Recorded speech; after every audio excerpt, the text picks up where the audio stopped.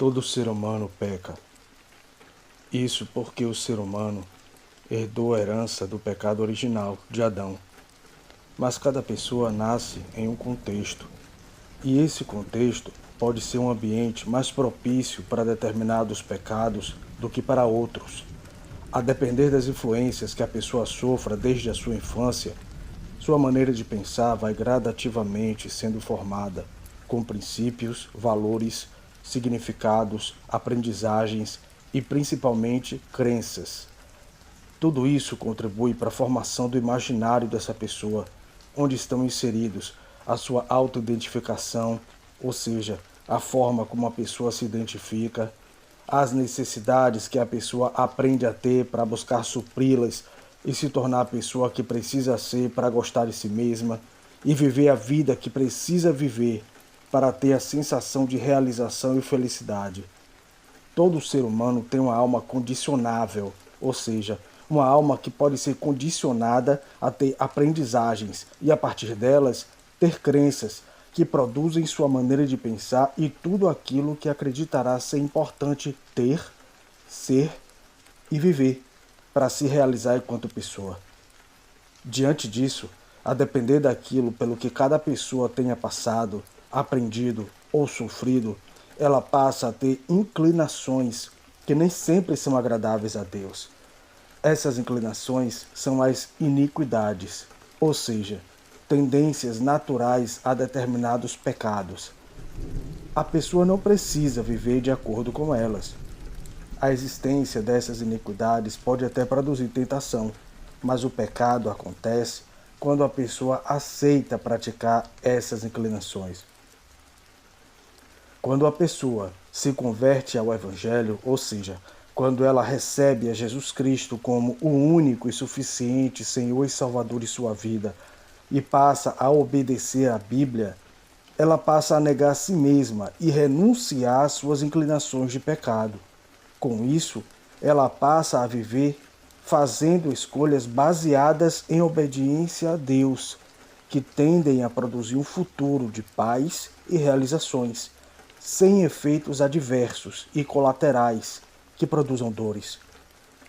Mas quando a pessoa vive de acordo com a formação do seu imaginário, buscando a sua satisfação pessoal, esta pessoa é o seu próprio Deus, e a sua religião é fazer a sua própria vontade. Na sua maneira de pensar, ela adapta Deus ao formato que lhe for mais conveniente, como um Jesus Cristo líquido que toma a forma do seu contexto.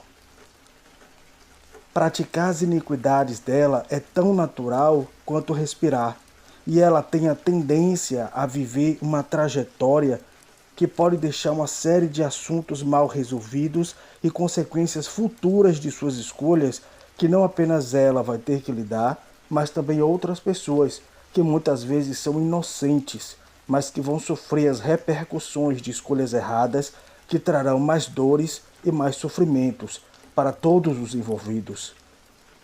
Quando a pessoa vive para si mesma e consegue se realizar na busca por seus desejos, ela pode ficar cega e entorpecida, como se estivesse drogada ou hipnotizada, sem conseguir enxergar a realidade em que se encontra por causa da sensação de delícia que seu objeto de desejo traz quando ela se supre dele.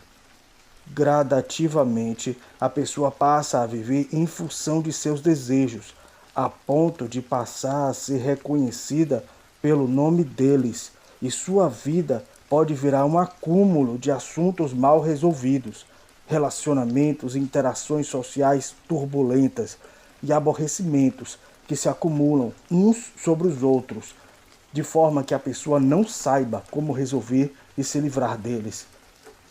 E cada dia essa montanha de aborrecimentos só aumentará, pois na tentativa de resolvê-los, ela pode fazer outras escolhas erradas que só aumentarão o seu nervosismo, seu medo, sua raiva, sua vontade de fazer uma besteira, sua sensação de desatino e desalento. A vida cristã é uma vida de renúncia da própria carne, do pecado e das inclinações pecaminosas. mas é uma vida que, sendo vivida em obediência à Bíblia, não vai amontoar relacionamentos dolorosos, dívida, sensação de abandono, de culpa e, particularmente, desilusão. Desilusão porque, enquanto a pessoa que vive seus desejos está se deliciando em seus prazeres pessoais, ela se ilude, pensando dela algo que talvez ela não seja realmente, e ache que só o presente importa. O futuro ela pensa depois, sem considerar que o futuro começa daqui a um segundo e que é a vida que sempre cobra no presente da pessoa as dívidas do passado que ela lançou no futuro. Viver com Jesus é melhor. Acredite. Senhor meu Deus, me ajude, Deus, que enquanto vivo eu estiver, eu consiga fazer as melhores escolhas e viver a minha vida com sabedoria, para que eu não venha produzir para o futuro razões de infelicidade. Em nome de Jesus. Amém.